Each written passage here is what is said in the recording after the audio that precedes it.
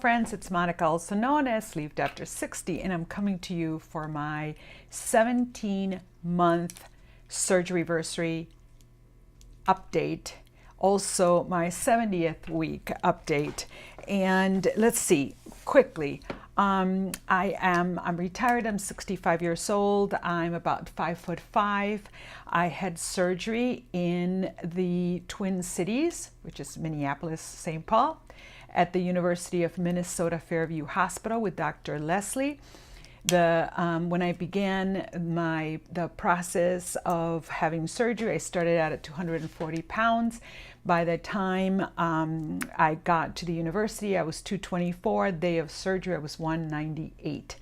And my weight continues to be at, I always, every week, I keep track, although I don't do updates every week, I do keep track. And if you open the comments, I post each week's loss or whatever, each week's weight. And this week, I think I was 141.4. My weight sort of fluctuates between 138 and 142. And I follow an abstinence-based recovery program, lifestyle. I don't belong to any program in particular. I don't follow any specific diet. I sort of keep my carbs really low. And what I look for is binge-like behaviors. So sort of overeating, emotional eating, whatever word, different people in the community use a different words. I went to treatment about 9 years ago for binge eating behavior. And that's what I follow, and I really look closely at my self-talk. So it's recovery-based. If you want any more information about that, send me a message, because I think I'm at the point that I'm thinking that I should really talk about it and just do a whole video on how does it work. What do I do? And some of you in the community, I've sent you, the book that I followed, etc. So I'd love to hear from you if you're interested in knowing that specifically. I don't exercise regularly. I'm active because, I have a home and a dog and all that stuff, but I don't particularly do workout. So I arrived at my normal BMI around at the 6-month point, which I think, I have to look specifically, but I think it was sometime last September. So I have kept a couple of pounds up or down from my goal weight. And it wasn't, my doctor didn't give me a goal weight, but the weight of 140 pounds is kind of what I look at as a thermometer of how things are going. And I've pretty much kept at under 142 for next month. It'll be a year. So maintenance has been working well. I wear clothes kind of size 2-4, depending on the, as you all know, depending on who makes it. But I know that sometimes people ask, they want to know that.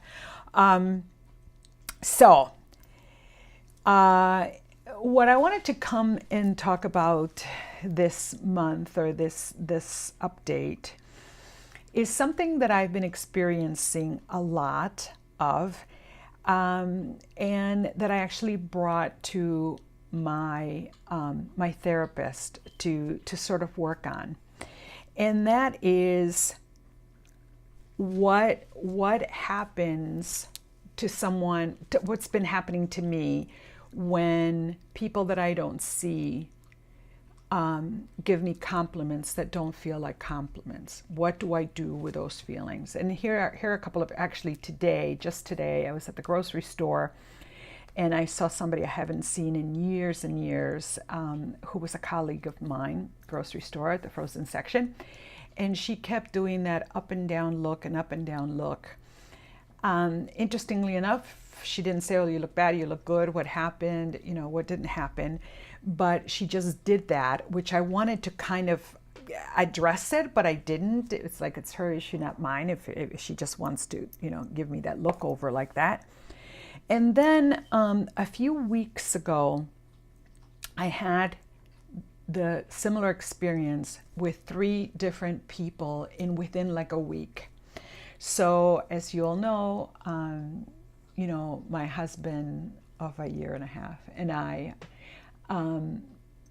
have been together 23 years. And as I shared with everyone my last video, about 6 years ago or so, he was diagnosed with Alzheimer's, dementia, and so he's doing great. Thank you for all your wonderful messages. He's doing great.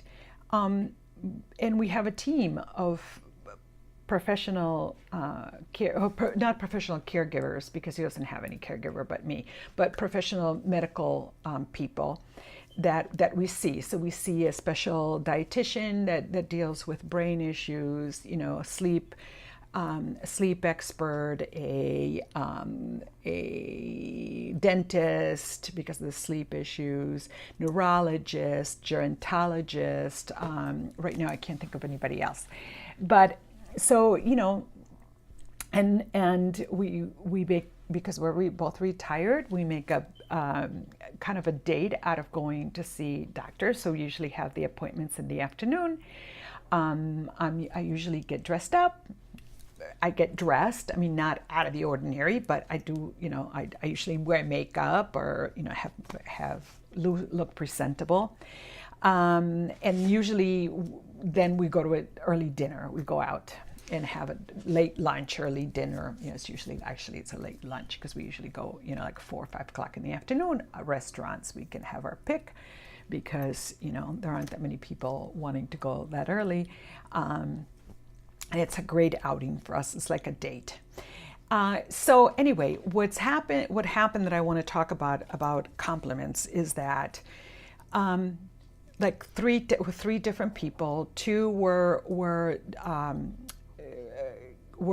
medical people, and 1 was a waitress at a restaurant that we frequent that we hadn't seen in a very long time. She works there in the summer because she's a school teacher.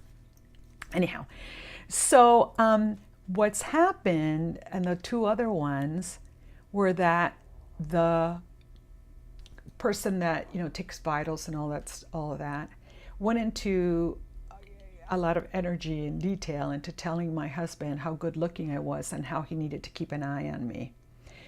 And the waitress kind of saying the same thing, which totally hurt my feelings. First of all, my husband and I have been together for 23 years. He's 11 years older than I am. I've been fat, I've been thin, I've been, this weight before a couple of times in our 23 years. And he's not a jealous type. He's not, he always thought that I was the prettiest girl in the room, no matter what my weight was. He just has. But it really hurt my feelings to the point where I thought, well, do these people even know? Of course they don't know me, but what a almost mean-spirited thing to say to a man who, first of all, has Alzheimer's, who something's going on with his health.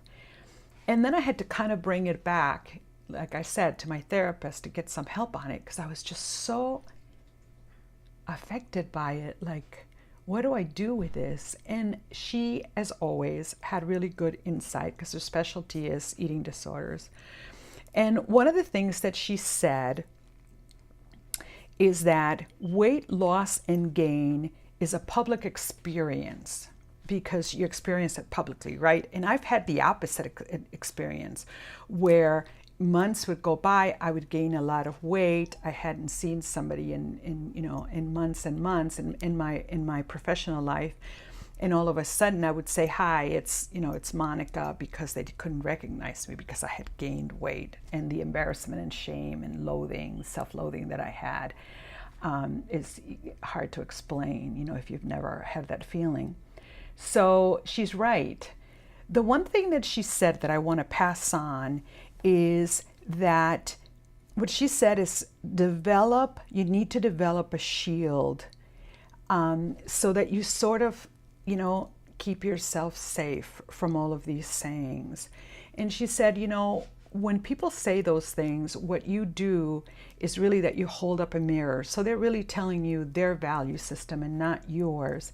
And to keep to that felt sense, you know, feeling sense, felt sense, if you don't know about it, Google it and you'll get some information, because, you know, I only have 15 minutes to go. But if you want to hear about that, let me know and I'll make a video in the future. But anyhow, that whole idea of how, you know, what feels good for you, what feels your, you know, your brain and sort of your feelings that work together. Because this is not, she said, you know, don't allow others to project their emotions on you. And I think that this has been really helpful, because like today, even though it affected me when this, you know, former colleague, who by the way is a mental health professional, of just kind of going, whoa, you know, like it's her issue whether she wants to acknowledge that I look different or not, or whatever, and just let it go and not make anything else about it. It's not me. I'm okay. I worked really hard. This is kind of how I look. I had good days and bad days, and I'm not going to let this affect my feeling, you know, my connection to I'm okay, I adore my husband. Of course, what does this mean? What, that I'm going to go chase other men because I lost 100 pounds? You know, it makes me laugh because it's kind of silly when you think about it. But that maybe those young women, and there were young women who said it, much younger than I am, the other ones who said something, that maybe that's how they see themselves. And it doesn't matter. I don't have to fix it. I don't have to figure it out. This is not me. It has nothing to do with me, and just let it go. And also, I think that it's about me just living in my reality. This is kind of how I look to now, not today, but hopefully tomorrow or maybe next year, that I'm okay with it, and I don't have to explain it to anyone. So I'm glad that I didn't say anything to this colleague today, the former colleague. I didn't say, hey, you know, I look different or whatever, or I lost 100 pounds, or to make her feel better, because it didn't need to. And in the scheme of things, I'll be years before I see her again, and she really doesn't mean very much in my life. So that's what I wanted to share with everyone. Let me know what your feelings have been, and if you want to do another video about it and share your own. I know that different people, you know, often will share what's happened and how that comes across. And so, you know, from my past, I remember many years ago when, you know, I was after I got divorced, and I lost a lot of weight. And I remember somebody in my office, a male, saying to me, oh, you know, if you lose another 20 pounds, I'll leave my wife, which I found fascinating, and it had to do with him, because first of all, why would I want, you know, some loser that would leave his wife, or somebody just because they lost 20 pounds that, you know, later you win, you don't lose it and win it. Interesting, Freudian slip there, but how interesting that somebody would say something like that. And somehow that was easier to make peace with and see it as dumb saying than it is now when it has to do with my present situation. So be smart. We're in it together. Best wishes to everyone. I'll see you soon.